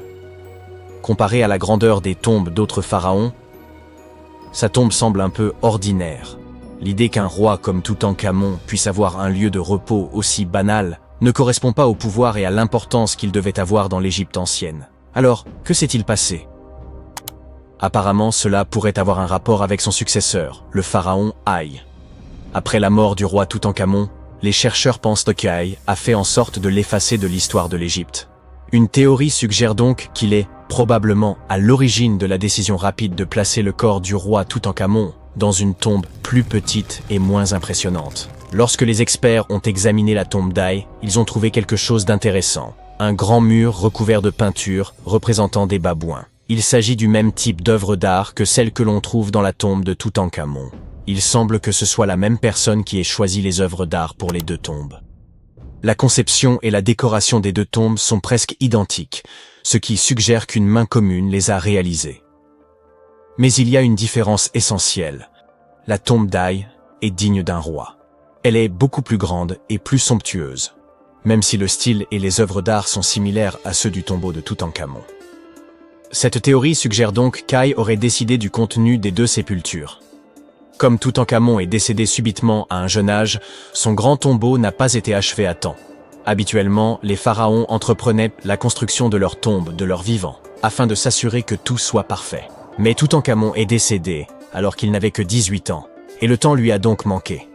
Et a peut-être profité de la situation pour commander une tombe plus petite pour Toutankhamon et garder la plus grande pour lui. Les experts pensent que cette théorie expliquerait pourquoi la tombe de Toutankhamon est si simple et comment Haï a réussi à effacer sa mémoire de l'histoire si facilement.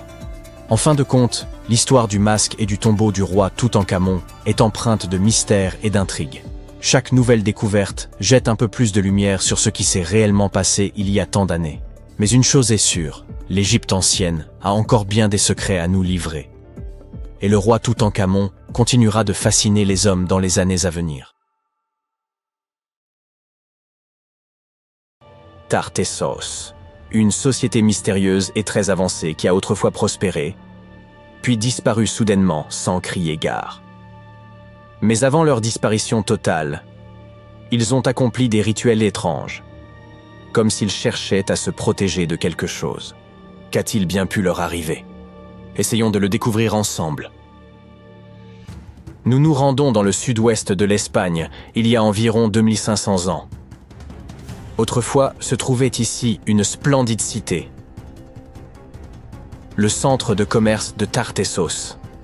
Imaginez un temple au cœur d'une ville désertée, un édifice monumental de 2 étages à couper le souffle. Une puissante odeur de viande grillée emplit l'air et la fumée s'élève haut dans le ciel, embaumant tout le sanctuaire. Le soleil s'est déjà couché. Il est temps de se préparer pour le rituel. Nous pénétrons dans l'ancienne salle monumentale. À l'intérieur, des centaines de personnes se rassemblent autour d'une longue table en bois, ornée de poteries délicates et de bols faits de bronze. Ils boivent et festoinent. Ces gens s'amusent bien plus que les animaux à l'extérieur du bâtiment qui sont en train d'être préparés pour le rituel. Chevaux, vaches, cochons, ânes et même des chiens. Tous ont été amenés ici pour apaiser les divinités. Et ce qui se passe après le rituel est encore plus incroyable. À la fin de la cérémonie, les gens saisissent des torches et incendient tout le bâtiment. Tout est réduit en cendres et en braises rougeoyantes. Et lorsque les dernières s'éteignent, on attrape des pelles et on commence à ensevelir l'endroit. Il leur faudra plusieurs jours pour enfouir l'ancien sanctuaire sous des tonnes de terre. Ils travaillent sans relâche. À certains endroits, l'épaisseur des couches de boue et d'argile atteindra plus de 4 mètres. Puis, ces gens, les derniers Tartésiens connus, quittent simplement l'endroit et disparaissent de notre monde, pour toujours. Mais que s'est-il passé? Pourquoi ont-ils fait tout cela? Commençons par le commencement. Tartessos a été mentionné pour la première fois dans des textes grecs et romains il y a plusieurs milliers d'années. Mais pendant longtemps, nous ne savions pas exactement de quoi il retournait. Toutes ces descriptions étaient aussi confuses que contradictoires. Certains archéologues pensaient que Tartessos était un port maritime. D'autres croyaient qu'il s'agissait d'une rivière ou d'un réservoir. Certains allaient même jusqu'à suggérer un lien avec la mythique Atlantide, une idée vite rejetée par la communauté scientifique, faute de preuves. Mais aujourd'hui, enfin, nous connaissons la vérité. Tartessos était une ancienne civilisation située sur la péninsule ibérique, l'une des régions les plus méridionales d'Europe. Elle a prospéré du 9e au 5e siècle avant Jésus-Christ, avant de disparaître soudainement il y a environ 2500 ans. Cette civilisation était prospère. La région possédait d'importantes réserves de métaux, se favorisant une économie florissante. De l'argent, du cuivre, du plomb et d'autres ressources étaient extraits des montagnes locales de la Sierra Morena. Presque tous les habitants s'adonnaient au commerce, une activité répandue chez eux. N'est-il pas étrange qu'il reste si peu de traces de leur existence? Peu de monuments de leur culture ont subsisté jusqu'à aujourd'hui. En tout, les scientifiques ont pu identifier environ 20 sites archéologiques liés à Tartessos à travers toute l'Espagne. 3 d'entre eux ont été mis au jour dans la vallée du Guadiana: Concho Roano, Casas del Turuñuelo et La Mata. Commençons par le premier. Concho Roano a été découvert en 1978. Cette trouvaille est l'une des pièces les plus significatives du puzzle tartessien. Il s'agit de l'une des structures les mieux conservées de cette civilisation. Non seulement les murs ont survécu jusqu'à nos jours, mais également l'autel, le fossé qui l'entourait et plusieurs artefacts, tels que des bijoux et des gobelets. C'était un bâtiment carré entouré d'un profond fossé rempli d'eau. Et pour être honnête, nous ne connaissons toujours pas sa fonction exacte. Nous supposons simplement qu'il pourrait s'agir d'un ancien temple.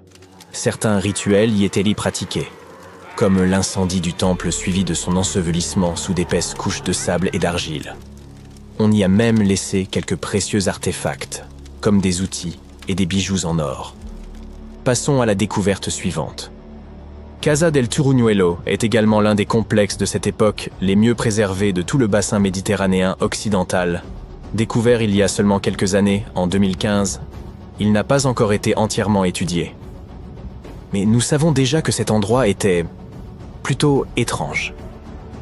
Casas del Turuñuelo était un bâtiment somptueux et non un simple campement.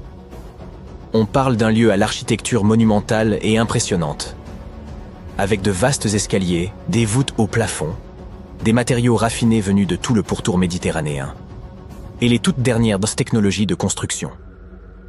C'était censé être un lieu de pouvoir, peut-être même un palais.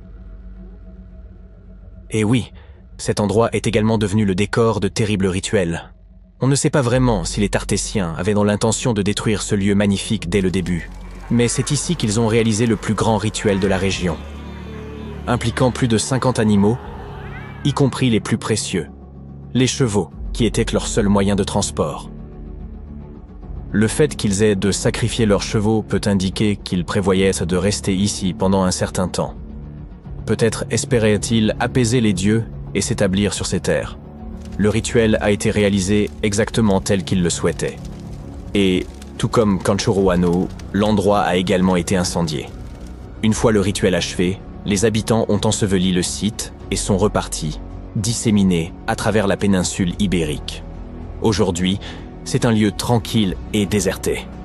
Tout comme Concho Roano, il se dresse ici intact depuis plus de 2000 ans. Notre dernière découverte est celle de la Mata, mise au jour bien plus tôt que les deux autres, en 1930. La ressemblance entre elles est frappante, car la Mata a connu le même sort. Elle a été incendiée et oubliée pendant des siècles. Tout cela reste très étrange. Il semble que les Tartessiens fuyaient quelque chose. Peut-être que des événements les ont poussés à construire ces salles de banquet et à organiser des rituels à grande échelle. Ils ont pu croire que les dieux s'étaient détournés d'eux et auront tenté de les apaiser. Mais hélas, cela n'a pas fonctionné. En conséquence de quoi, ils ont été contraints de quitter leur temple et ont vite disparu à jamais. Et d'ailleurs, pourquoi ont-ils disparu après tout? Eh bien, c'est un autre mystère de cette civilisation. Une des questions les plus importantes est: savaient-ils qu'ils allaient disparaître ou cela a-t-il été inattendu? Ont-ils essuyé une catastrophe soudaine à laquelle ils tentèrent d'échapper? Ou était-ce autre chose? Les scientifiques ont plusieurs théories à ce sujet. La première théorie avance que plusieurs grands tremblements de terre et tsunamis consécutifs auraient pu se produire dans la région. Ces catastrophes naturelles auraient détruit ces peuplements et fortement démoralisé les survivants. Peut-être cherchaient-ils à échapper à cela. Une autre théorie évoque certains problèmes d'ordre commercial. Étant riches en minerais et dépendants de leur économie, tout problème à ce niveau aurait pu entraîner de graves difficultés. S'ils avaient connu une crise minière, alors les relations entre différentes nations auraient pu se détériorer considérablement, rendant la situation très difficile. La vérité se trouve probablement quelque part entre ces théories. La plus récente suggère qu'au VIe siècle avant Jésus-Christ, un tsunami de grande ampleur aurait frappé le port de Tartessos, endommageant gravement l'économie et détériorant les relations de Tartessos avec ses voisins. Quoi qu'il en soit, tout cela relève de la spéculation. Ce site est une véritable mine d'or pour les archéologues. Il renferme une quantité immense d'informations et de secrets qui attendent encore d'être dévoilés. Les Tartésiens n'avaient aucune idée qu'en enterrant leurs artefacts, ils offraient un cadeau inestimable aux futurs chercheurs. Et tandis que les scientifiques poursuivent leurs recherches, nous pouvons d'ores et déjà admirer les découvertes faites jusqu'à présent. Les amateurs d'histoire peuvent admirer des outils tartésiens, des figurines de chevaux et des pièces en ivoire décorées au musée archéologique de Badajoz. Espérons que dans le futur, les archéologues en apprendront davantage sur cette civilisation et que nous découvrirons enfin ce qui leur est arrivé. Et si je vous parlais de technologie des fibres de Néandertal? Non, je vous n'avais pas rêvé. Le concept est bel et bien réel. En 2020, une équipe de scientifiques a publié un article qui a bouleversé la façon dont nous percevons nos plus proches ancêtres. Une découverte en France a changé l'univers de l'archéologie pour toujours. Et ce n'était pas la première fois qu'une telle chose se produisait. Mais commençons par le commencement. Les Néandertaliens. Pendant longtemps, ils ont été considérés comme des hommes des cavernes typiques et limités. Le personnage de Fred Flintstone ne représente plutôt bien l'image que l'on s'en faisait. D'où venait ce stéréotype? Quand avons-nous commencé à croire que les Néandertaliens n'étaient pas les plus brillants dans l'histoire de l'évolution? Eh bien, de William King, un géologue britannique du XIXe siècle. C'est lui qui donna leur nom aux Néandertaliens. Sur la base des ossements trouvés par King, le scientifique déclara que l'espèce n'était pas intelligente, et cette image colla aux Néandertaliens pour les siècles à venir. Mais un bout de ficelle d'une longueur de 6,2 mm changea complètement la donne. Une petite vallée fluviale, sèche, abri du Maras, fut le lieu de la grande découverte. Les archéologues y découvrirent un fragment de corde à côté d'un outil en pierre. Ces fibres torsadées auraient pu être utilisées pour tout, de la confection de vêtements aux filets de pêche. Pour la préhistoire, il s'agit d'une technologie de pointe, que les Néandertaliens semblaient maîtriser. Les scientifiques savaient déjà que ces premiers hommes fabriquaient du goudron à partir d'écorces de bouleau et qu'ils produisaient des perles à partir de coquillages. Il existe même des preuves de l'existence d'un art néandertalien. En d'autres termes, ils étaient loin d'être primitifs. Le morceau de corde et d'autres découvertes similaires modifient la façon dont nous percevons nos ancêtres. Le monde de l'archéologie est en constante évolution. Prenons l'exemple des pyramides d'Égypte. Il s'avère qu'elles n'ont pas vraiment été construites par une armée de personnes que le pharaon faisait travailler jusqu'à ce qu'elles s'évanouissent. Hérodote, le célèbre historien grec, est à l'origine de cette confusion.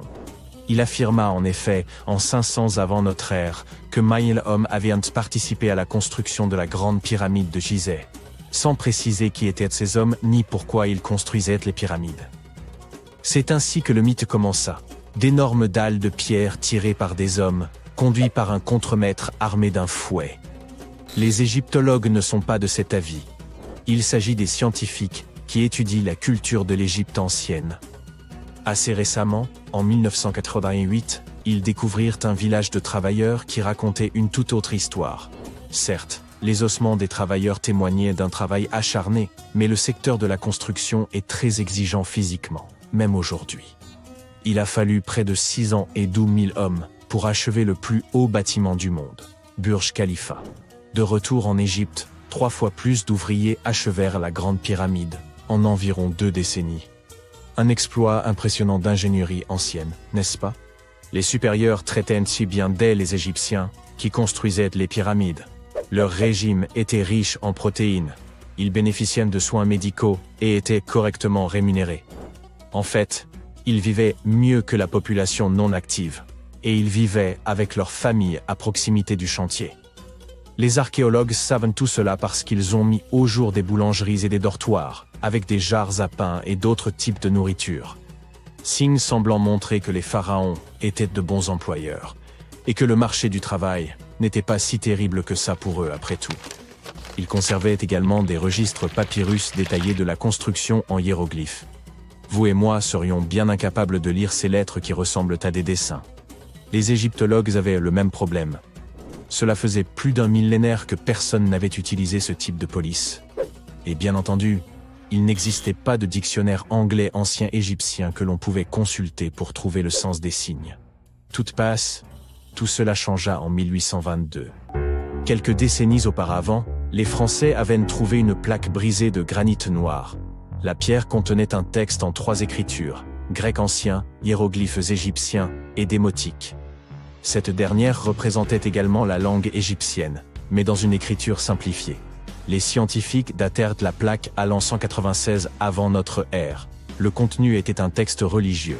Le philologue et orientaliste français Jean-François Champollion fut le premier à déchiffrer le code. Car heureusement, les gens n'avaient pas oublié les lettres du grec ancien. Le français parvint donc à faire correspondre les lettres grecques avec celles de l'écriture égyptienne. Et voilà, les hiéroglyphes étaient enfin déchiffrables. Le nom du morceau de granit qui rendit tout cela possible est la pierre de Rosette. L'importance de sa découverte va au-delà de l'archéologie. Le terme « pierre de Rosette » est même entré dans le dictionnaire français. Il représente une découverte qui aide les gens à comprendre une énigme qui les a longtemps laissés perplexes. Il existe même des jeux suivant le même principe. Un symbole est associé à un message particulier. Il faut ensuite décoder le message en remplaçant le symbole par la lettre correspondante. C'est ce que les scientifiques firent avec la pierre de Rosette il y a plus de 2 siècles, mais à une échelle beaucoup plus grande. Savez-vous quelle est la plus ancienne langue déchiffrée en Europe? Elle porte un nom peu attrayant, le linéaire B. Ce syllabaire appartient à la langue grecque mycénienne. Le mycénien est antérieur de plusieurs siècles à l'alphabet grec ancien. On peut facilement deviner de quelle écriture elle est issue. Le linéaire A.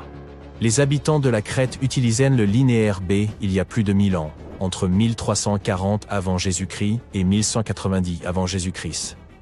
À la fin de l'âge de bronze, la civilisation grecque qui utilisait cette écriture disparut. Plus personne ne pouvait lire le linéaire B et, surtout, personne ne savait qu'il avait même existé. Les choses allaient changer au cours des premières années du XXe siècle. Un archéologue britannique du nom de Sir Arthur Evans fit la découverte d'un vaste complexe palatial à Knossos, en Crète, Grèce. Il s'agissait du centre de la culture minoenne, à l'origine de l'énigmatique écriture. Le palais comptait quelques 1300 pièces, ornées de peintures colorées représentant des dauphins, des griffons et des taureaux. Tout cela captiva l'imagination des archéologues, mais leur plus grande découverte passa d'abord inaperçue. Des milliers de plaques d'argile cuites. L'incendie qui avait détruit le palais avait en effet permis de préserver les tablettes. Lors de la découverte des plaques, il fut impossible de lire ce qui figurait, car il s'agissait d'une langue inconnue. La communauté scientifique dut attendre encore un demi-siècle avant de pouvoir déchiffrer les plaques. C'est Michael Ventris qui finit par déchiffrer le code. Il s'agit d'un architecte et cryptographe anglais. Ventris avait étudié le grec et le latin. C'est en assistant à la conférence du célèbre archéologue Arthur Evans que le jeune homme décida de résoudre une fois pour toutes l'énigme du linéaire B. Il y parvint en 1952. L'un des faits les plus étonnants dans les découvertes de Ventris est que l'écriture s'avéra être une forme archaïque de grec. Mais la cryptologie n'a toujours pas résolu le code du linéaire A. Un système qui restera un mystère jusqu'à l'arrivée d'un jeune motivé comme Michael Ventris. Ils n'auraient pas besoin d'être des archéologues professionnels. Basil Brown ne l'était pas, et pourtant, en 1939, il découvrit la tombe du Haut Moyen-Âge la plus riche d'Europe, à Sutton Hoo, dans le sud-est de l'Angleterre. Il ne s'agissait pas d'une tombe ordinaire en pierre, mais d'un navire grandeur nature, 3 fois la longueur d'un bus londonien à impérial de 27 mètres. Et ce n'est pas tout. En dehors de sa fonction première, le navire renfermait un tas de richesses. Des bols suspendus de luxe, des récipients de fête, des accessoires vestimentaires en or et des textiles de luxe ne sont que quelques-uns des trésors découverts. Les archéologues furent également étonnés par l'argenterie provenant de la lointaine Byzance, que vous connaissez probablement sous le nom d'Istanbul, en Turquie. Même à notre époque, elle se trouve à plusieurs jours de route de Sutton Hoo, alors imaginez le temps et l'argent qu'il fallait pour importer un plat d'argent au 7e siècle. Selon les archéologues, c'est à ce moment-là que le bateau coula. Cela ne peut pas être la fête des Anglais. À cette époque, l'Angleterre n'existait pas. Les habitants des îles britanniques de l'époque étaient les Anglo-Saxons. Peut-être le navire des monticules herbeux du Suffolk a-t-il appartenu à l'un de leurs rois? Nous ne le saurons jamais. Le sol acide local a éliminé toute preuve possible. Ou peut-être qu'il n'y a jamais eu de pierre tombale. Il pourrait s'agir d'un cénotaphe, c'est-à-dire d'un monument funéraire construit à la mémoire d'une personne importante. Les archéologues n'ont toujours pas de réponse définitive. Néanmoins, ce qu'ils trouvèrent à Sutton Hoo éclaire sur l'âge sombre, que les Anglais appellent Dark Ages. Avant la découverte du bateau, on ne savait pas grand-chose de ce qui s'était passé en Grande-Bretagne après le départ des Romains. Désormais, l'image de la société anglo-saxonne à l'époque est beaucoup plus claire. Et qui sait, peut-être le sol anglais sera-t-il le théâtre de la prochaine grande avancée en archéologie. Un dispositif antique, comparable à un ordinateur, est resté immergé et inerte durant des millénaires. Lorsqu'il fut exhumé au début du XXe siècle, on le prit à tort pour un insignifiant assemblage de bois et de métal. Ce n'est qu'après une analyse rigoureuse que la machine d'Anticythère ébranla notre vision des anciens Grecs, ainsi que celle de leur compréhension du ciel. Peut-on véritablement parler d'un ordinateur? Tout dépend de la définition que vous en donnez. L'on sait que le premier appareil mécanique de ce genre fut conçu en 1822, avec pour seule fonction d'assister dans des calculs élémentaires. Le mécanisme d'Anticythère, quant à lui, ne dispose ni d'écran ni de clavier. Il se compose de 3 fragments de bronze finement travaillés, des engrenages, semblables à ceux d'une horloge, et un anneau gradué rappelant un rapporteur. Aucun autre objet comparable ne remonte à une époque aussi reculée. Ce n'est qu'après l'invention des rayons X que les chercheurs purent commencer à percer les secrets de cet artefact. Ils découvrirent bientôt que le mécanisme d'Anticythère servait sans doute à observer la trajectoire des astres. Son fonctionnement reposait sur un réseau complexe de petits engrenages, dissimulés dans un coffret de bois. Non pas pour mesurer l'heure, mais pour anticiper les phénomènes célestes. Il offrait à son utilisateur une vision inédite de la position du Soleil, de la Lune et des planètes à un moment donné. L'actionnement d'un bouton suffisait à le mettre en marche, révélant la danse des corps célestes. L'un des aspects les plus énigmatiques de cet objet est la présence de ces curieux pointeurs planétaires. Aujourd'hui, il est admis que les mouvements des planètes s'expliquent par leur orbite autour du Soleil. Or, certains soutiennent que les astronomes grecs de l'époque n'auraient pas atteint un tel degré de connaissance. Quelques penseurs de la Grèce antique avaient bien formulé l'hypothèse d'un Soleil occupant le centre de l'univers connu. Toutefois, cette idée resta marginale. Et pour cause, si la Terre tourne sur elle-même tout en gravitant autour du Soleil, pourquoi n'en ressentons-nous aucun mouvement? Il est possible que certaines pièces du mécanisme d'Anticythère reposent encore au fond des eaux, et que d'autres aient disparu à jamais. Dès lors, la finalité de cet instrument pourrait demeurer à jamais hors de notre portée. La version officielle concernant la première pile, elle aurait été inventée aux alentours du XIXe siècle. Ce dispositif reposait sur une alternance de disques de cuivre et de zinc, séparés par un morceau de tissu, le tout plongé dans un composé chimique permettant la conduction électrique. Pourtant, certains archéologues affirment avoir exhumé une pile 10 fois plus ancienne, connue sous le nom de pile électrique de Bagdad. Il se pourrait donc que les prémices de cette technologie aient discrètement traversé les âges sous nos yeux. De prime abord, la pile de Bagdad pourrait aisément passer pour un simple pot d'argile. Ce qui la distingue, ce sont ses composants, un agencement d'éléments insolites enchâssés les uns dans les autres. En son sein se trouvait un cylindre de cuivre entourant une tige de fer, laquelle aurait traversé le couvercle du vase. L'artiste archéologue à l'origine de cette découverte singulière n'a jamais rédigé de rapport détaillé sur le contexte, le lieu ou les circonstances exactes de sa trouvaille. Toutefois, la théorie la plus répandue voudrait que cet objet ait été mis au jour dans la région de l'actuel Bagdad, en Irak. Un autre point sur lequel la plupart des experts s'entendent, cette batterie remonterait à l'ancienne cité de Ctésiphon. Son âge demeure néanmoins incertain. Certains estiment qu'elle date de plus de 2 millénaires, d'autres lui attribuent une ancienneté d'à peine 14 siècles. Même selon cette estimation la plus récente, elle précède de loin l'invention officielle de la pile électrique, qui ne remonte qu'à quelques centaines d'années. En l'absence de toute archive traitant de l'artefact, il est possible que nous ne découvrions jamais sa fonction. Mais alors, d'où vient l'hypothèse selon laquelle il s'agirait d'une pile? Cette interprétation repose sur la présence de deux métaux, au potentiel électrochimique distinct, un principe fondamental dans le fonctionnement des batteries. On a également relevé des indices suggérant que ce récipient contenait autrefois une solution ionique, agissant comme électrolyte, l'élément essentiel au transport du courant électrique dans toute pile. L'analyse des traces de corrosion sur le pot suggère qu'il aurait pu renfermer un liquide proche du vinaigre. Même en admettant qu'il s'agisse bien d'une pile archaïque, elle n'aurait produit qu'un faible courant, 1 volt tout au plus. Les civilisations anciennes ne disposaient ni de téléviseurs, ni d'appareils ménagers, alors pourquoi auraient-elles eu besoin de batteries? De nombreuses théories ont vu le jour. À travers les âges, diverses cultures ont expérimenté les propriétés curatives de l'électricité. Les Grecs, par exemple, apaisaient certaines douleurs en posant des anguilles électriques sur leurs pieds. Une autre hypothèse fascinante avance que ces piles auraient été dissimulées dans des statues afin d'y provoquer un léger bourdonnement, conférant ainsi une aura mystique au rituel spirituel. Certains suggèrent également que ce dispositif aurait servi au plaquage de métaux, notamment pour dorer des objets, une technique courante chez les bijoutiers d'autrefois. Et s'il ne s'agissait pas d'un générateur d'électricité, peut-être n'était-ce qu'un contenant destiné à protéger des parchemins.